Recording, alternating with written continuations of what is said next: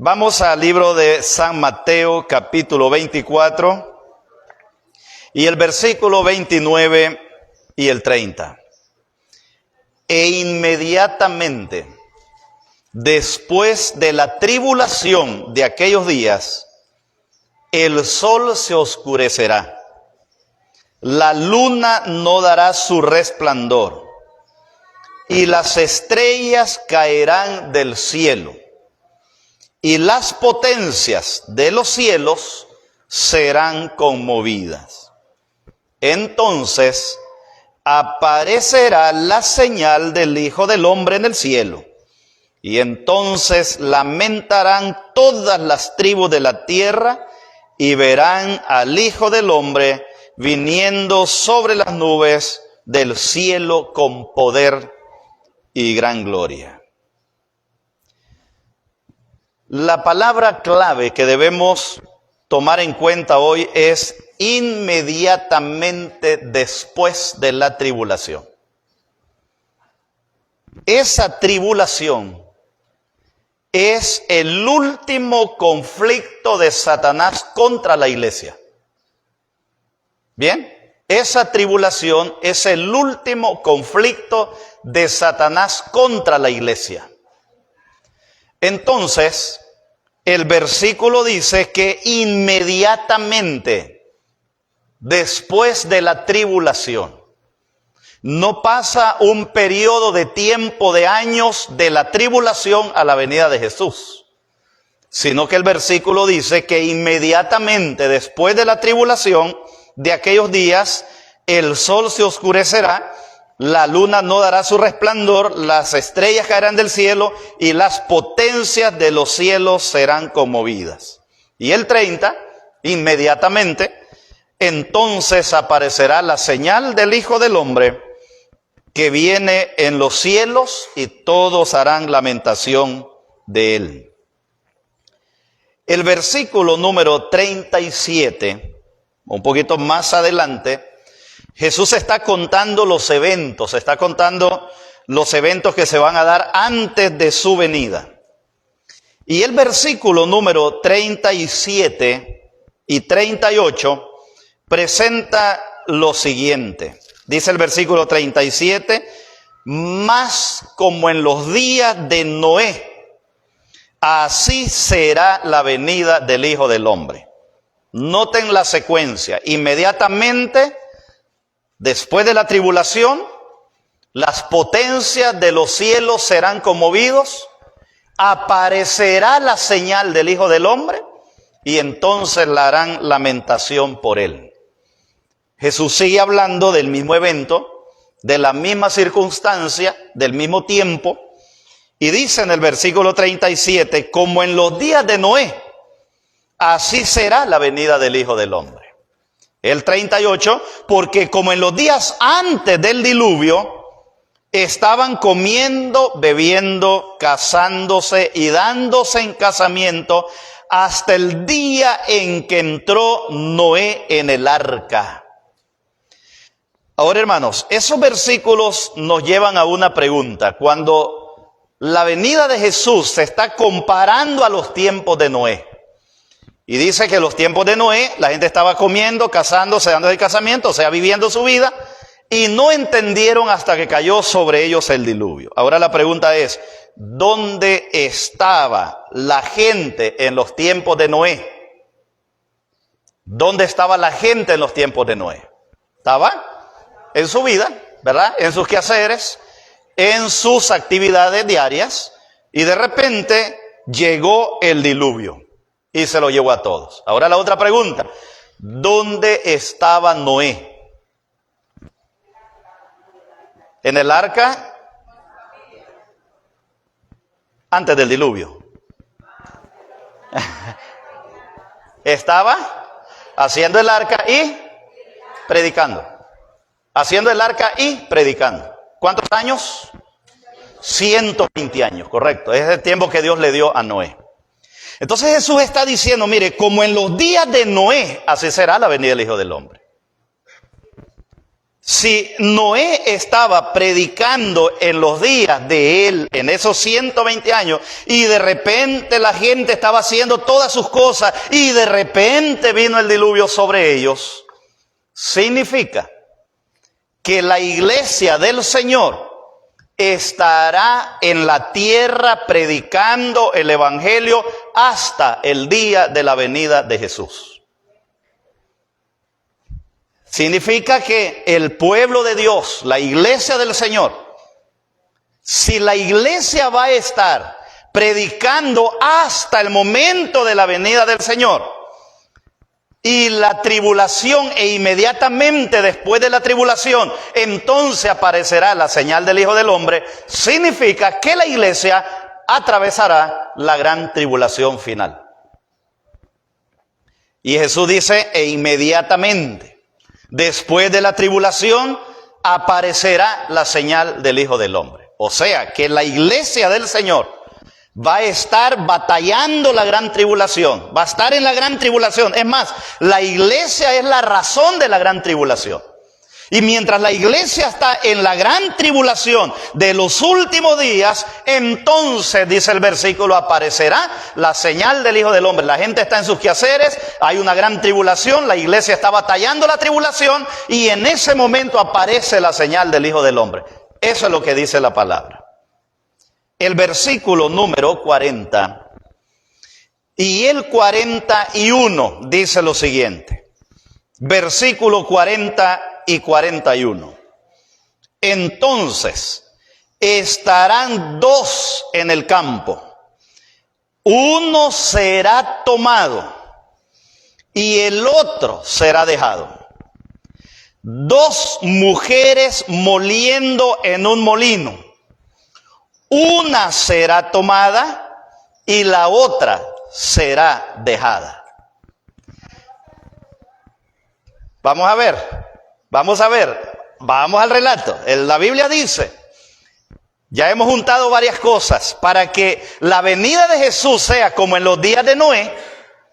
Entonces significa que la iglesia, como estuvo Noé predicándole hasta que vino el diluvio y entró, significa que la iglesia estará en la gran tribulación, siendo parte de la gran tribulación.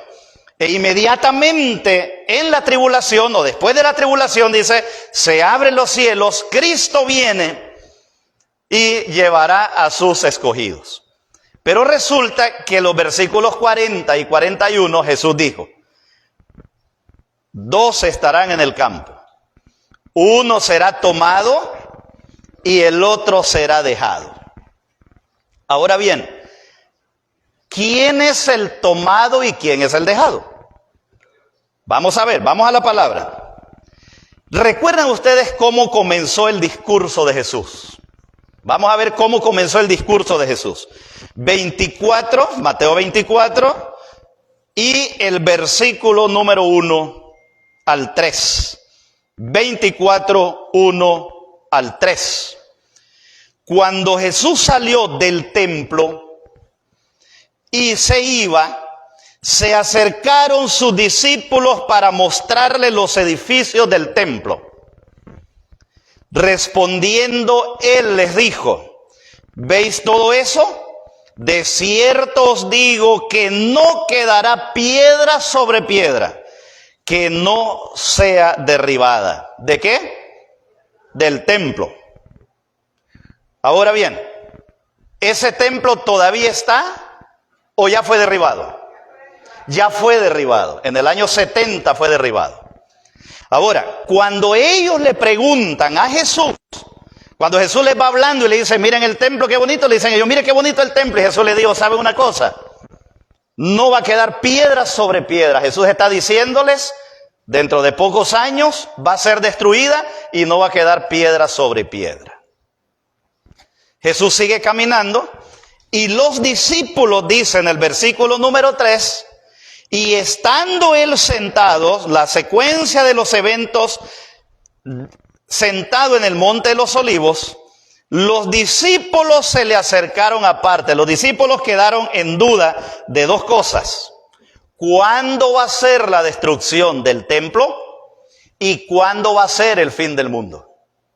Dos cosas diferentes. ¿Cuándo va a ser la destrucción del templo? ¿Y cuándo va a ser el fin del mundo? Entonces, cuando tuvieron la oportunidad, se le acercaron a Jesús y el versículo 3 dice, y estando él sentado en el monte de los olivos, los discípulos se le acercaron aparte diciendo, dinos, ¿cuándo serán estas cosas? ¿Cuáles cosas? Del templo, de allí, del templo. ¿Cuándo serán estas cosas? O sea, ¿cuándo se va a destruir el templo? ¿Cuándo va a caer el templo? ¿Cómo es eso, Señor? ¿Qué señal habrá? Dinos, ¿cuándo serán estas cosas? ¿Y qué señal habrá de tu venida y del fin del siglo? Entonces los discípulos le hacen dos preguntas a Jesús en una. ¿Cuándo serán estas cosas? O sea, ¿cuándo se va a caer el templo? ¿Cuándo se va a destruir el templo? Y Jesús le dice, y después le dicen, ¿y cuándo será el fin del siglo? ¿Cuándo será el fin del mundo? Entonces Jesús comienza a darle las señales. Cuando llegamos al versículo 40 y el 41, la señal de qué les está hablando Jesús entendiendo las dos preguntas. Cuando llegan al versículo 40 y 41, Jesús les sigue contando o les está hablando de la destrucción de Jerusalén. Ahora, en Isaías capítulo número 4 y el versículo número 3, pregunto hermanos, y ustedes han leído su Biblia bastante, ¿ya había sido destruida Jerusalén una vez? Sí, ¿verdad? ¿Por quién? ¿Se acuerdan por quién? Por Babilonia, correcto. En Babilonia había destruido, allá por el año 604, había sido destruida Jerusalén ya. Luego vino Zorobabel, construyó ese templo, pero el primer templo ya había sido destruido. O sea que ellos ya sabían lo que era una destrucción del templo, ya sabían lo que era ir esclavos a Babilonia. En el contexto de Babilonia aparece el capítulo número 4 y el versículo 3 del libro de Isaías. Vamos ahí. Isaías capítulo 4 y el versículo número 3. Dice la palabra de la siguiente manera. Y acontecerá que el que quedare en Sión, o sea, en Jerusalén, el que fuere dejado en Jerusalén, será llamado santo. Todos los que en Jerusalén estén registrados entre los vivientes. O sea, en el caso de Jerusalén, que Jesús está haciendo referencia a la primera Jerusalén, a la primera caída de Jerusalén, le dice, mire, los que sean quedados, ¿serán qué? Vamos a leer, versículo número 3, y acontecerá que el que quedare en el Sión, o sea, el que quedare en la destrucción, cuando se destruye Jerusalén, los que queden y fueren dejados en Jerusalén, el que fuere dejado en Jerusalén será llamado santo. En la primera destrucción de Jerusalén, ¿quiénes eran los afortunados? ¿Los que se quedaron o los que se fueron? Los que se quedaron. Cuando Jesús está hablando de la destrucción de Jerusalén, les está volviendo a citar Isaías y le está diciendo, miren, unos serán tomados y otros serán dejados. Ahora, para el cielo o para Roma, o sacados de Jerusalén, o sacados de donde iba a ser destruido el templo, y los otros iban a ser dejados. Jesucristo dijo después, los que estén en la casa, dijo, no salgan de la casa, y los que estén afuera, no entren. Entonces, los que se quedan son los bienaventurados porque ellos no son llevados prisioneros. Los que son llevados, pobre de ellos, porque van prisioneros, como fue Daniel y sus amigos a Babilonia. Nada está hablando Jesús de un rapto de la iglesia. Jesús está hablando que en su venida, no hay tiempo de un rapto, inmediatamente después de la tribulación, que la tribulación es con la iglesia. El sol se oscurecerá, aparecerá la señal del Hijo del Hombre. Y entonces ahora Jesús les vuelve a decir, mire, ustedes, dice, cuando sea la destrucción de Jerusalén, como en el pasado, unos serán tomados y otros serán dejados. Los tomados van a ser llevados prisioneros y los dejados van a quedarse allí en sus casas. Por lo tanto, el privilegiado era el dejado, no el llevado. Hay otro versículo más que podemos aplicar a este principio. Jeremías 50 y el versículo número 20. Jeremías 50 y el versículo número 20. Recuerden cómo comenzamos el estudio el domingo. El Señor le dice, mirad que nadie os engañe. Mirad que nadie os engañe. Jamás tuvo Jesús en la mente un rapto secreto cuando dijo ese versículo. Lo que Jesús está haciendo es haciendo una remembranza de lo que pasó la primera vez con Jerusalén.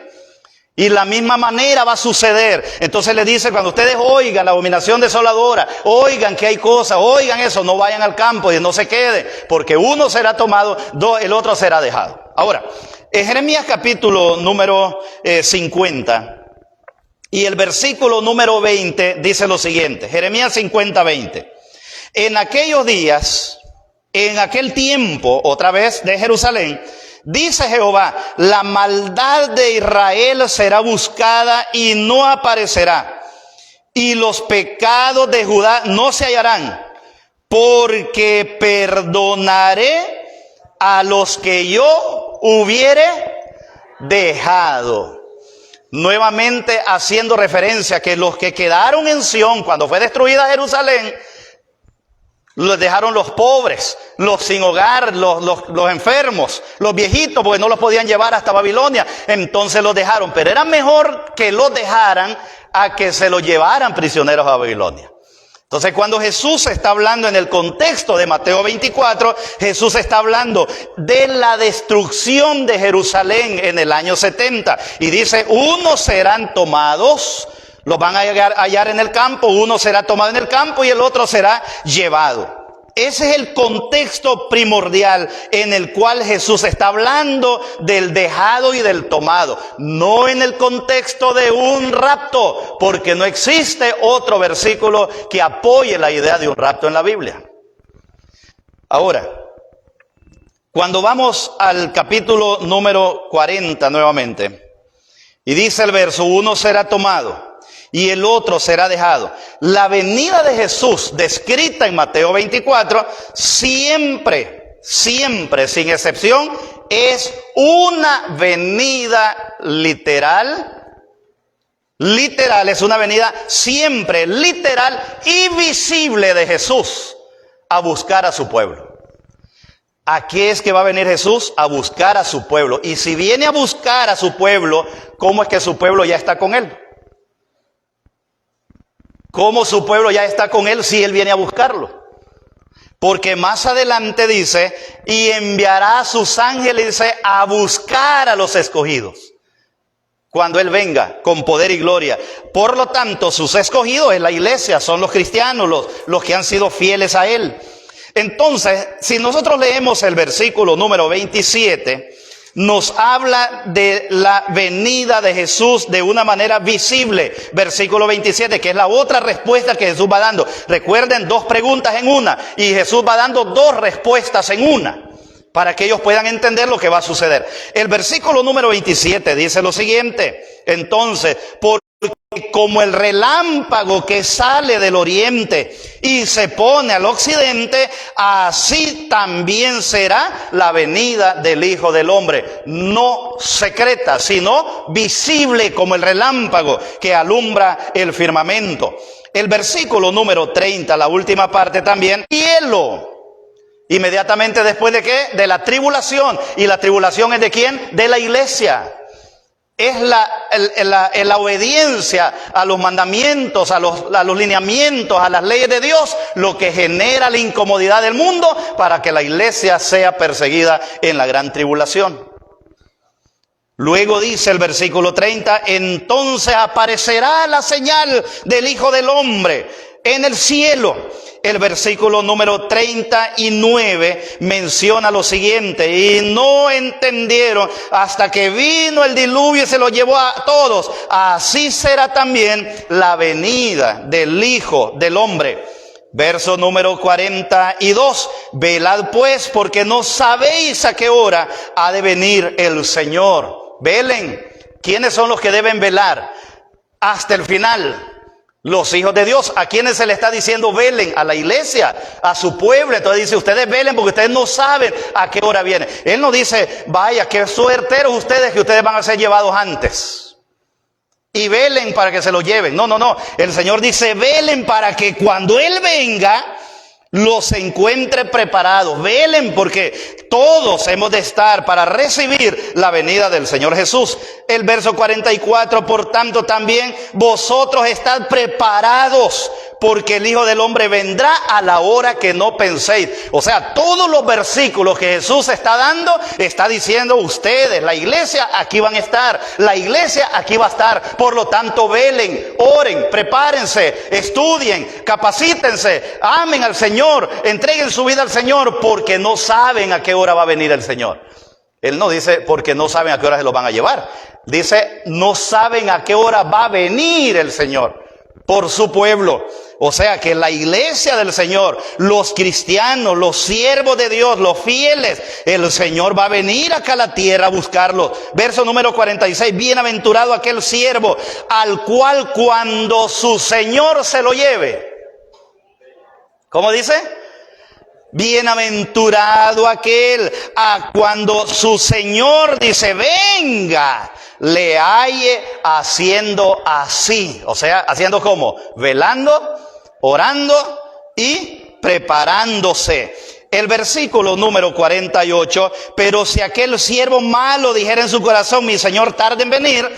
El versículo número 50, vendrá el Señor de aquel siervo en el día que éste no espera y a la hora que no sabe. ¿El Señor de quién? Del siervo. ¿Quién es el siervo del Señor? La iglesia es el siervo del Señor.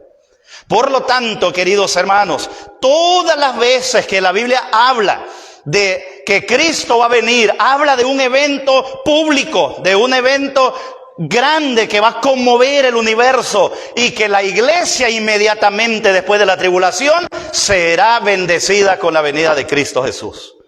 Pero la iglesia es parte de la gran tribulación. Ahora bien, el versículo 42 dice, velad pues, porque no sabéis a qué hora ha de venir vuestro Señor. Jesús vuelve a encarrilar el principio de la venida del Señor. Deja a un lado el 41, el 40 y el 41 y ahora vuelve a su venida, porque la pregunta es dos cosas. ¿Cuándo serán estas cosas y qué señal habrá de tu venida? Jesús está contestando las dos preguntas. Y ahora Jesús le dice, por lo tanto, velen porque no saben a qué hora ha de venir el Señor. Ahora, hermanos, ¿sabían los antediluvianos qué día venía el diluvio? No sabían, pero los invitaron a prepararse, a hacer planes para entrar al arca.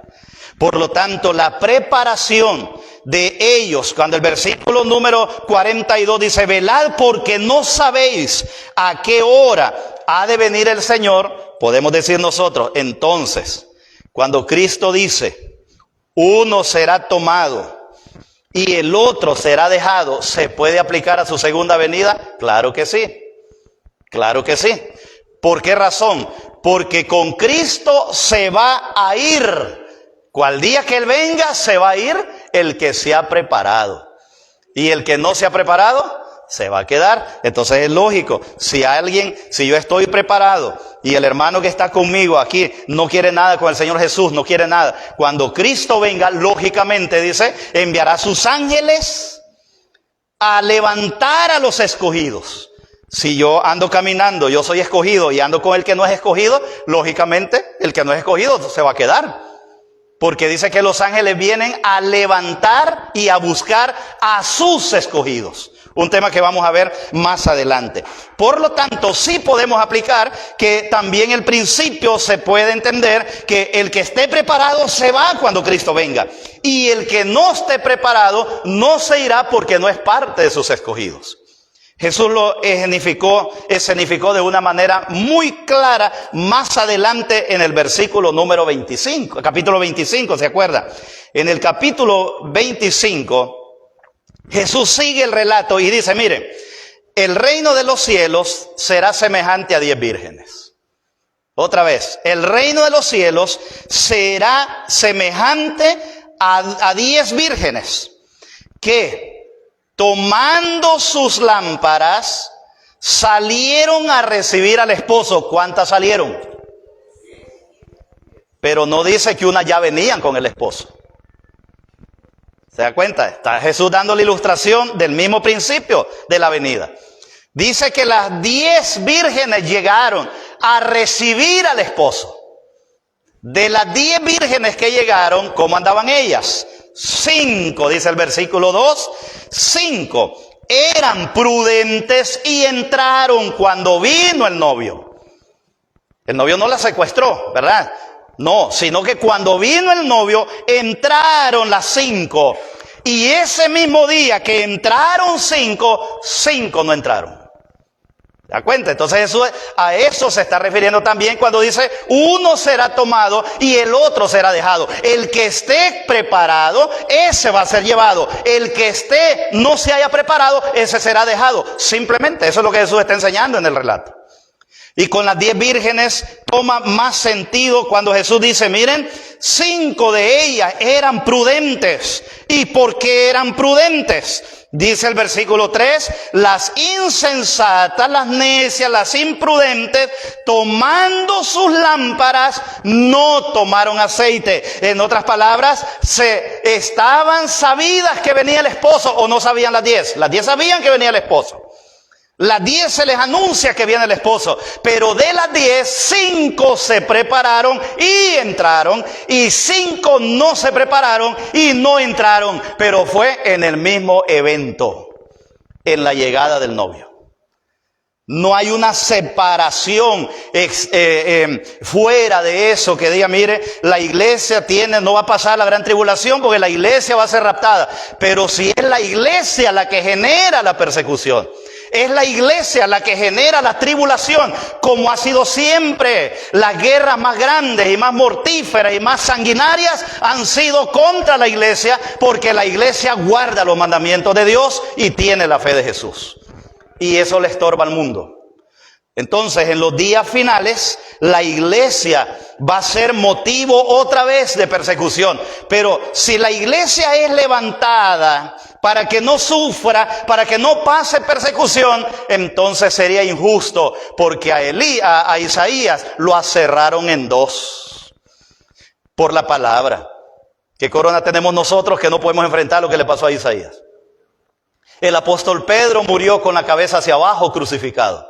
Es más, de todos los apóstoles de Jesús, todos fueron asesinados y acribillados y maltrechos, menos uno. De ahí todos murieron entregando su vida por amor a Cristo Jesús.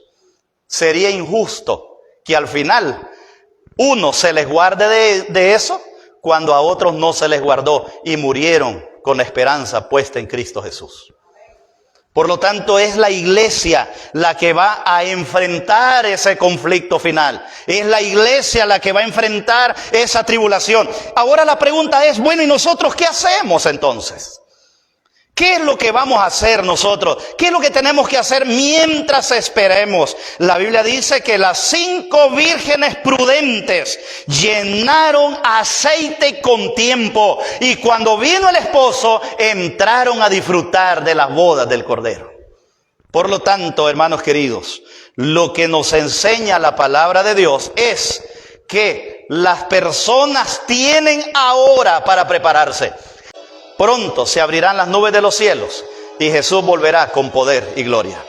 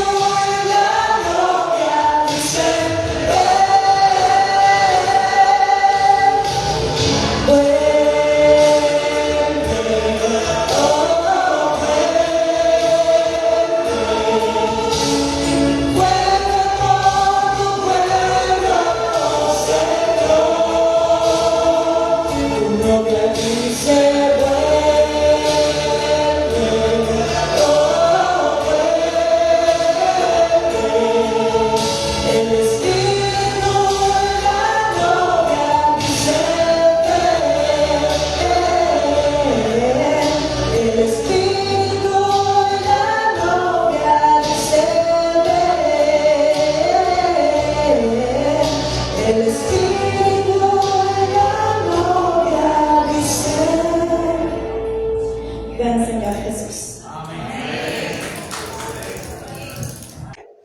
Yo quiero estar allí ese día.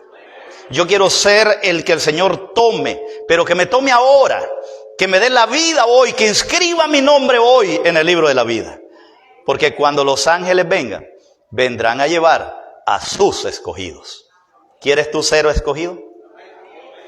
Aquellos que quieren ser escogidos, quiero orar por ustedes hoy. Porque esta es una lucha de todos los días. Yo quiero ser un escogido. Cuando Cristo venga, yo creo que el ángel llegue. Si he muerto, resucitar primero. Y si estoy vivo, que el ángel venga, me toque, yo sea transformado para recibir al Señor en las nubes de los cielos. Aquellos que quieren estar preparados, quieren ser escogidos, ponte de pie, yo quiero orar contigo. No importa quién es usted. Estoy diciendo, quiere ser escogido. Claro que yo quiero ser escogido, porque yo quiero vivir con Cristo ahí. Por eso yo quiero ser uno de sus escogidos. Vamos a orar. Querido Padre nuestro que estás en los cielos. Señor, la gente en los días de Noé estaban entre medio de la predicación de Noé. Noé estuvo con ellos hasta el final, hasta el día que se cerró la puerta. Las vírgenes, las 10, fueron llamadas el mismo tiempo a las bodas. 5 entraron, 5 se quedaron. Cuando Cristo venga, uno será tomado. El que sea escogido y preparado hoy será tomado. Y el que no se prepare hoy será dejado. Señor Jesús, nosotros queremos ser escogidos. Nosotros queremos que nuestro nombre esté inscrito en el libro de la vida. Enséñanos qué hacer para ser un escogido. Ayúdanos a prepararnos hoy, a llenar hoy, si nos toca vivir la gran tribulación final, que seamos fieles a ti, que seamos llenos del Espíritu Santo para dar razón de tu verdad. En el nombre de Cristo Jesús. Amén. Amén. Dios les bendiga y será hasta la próxima ocasión.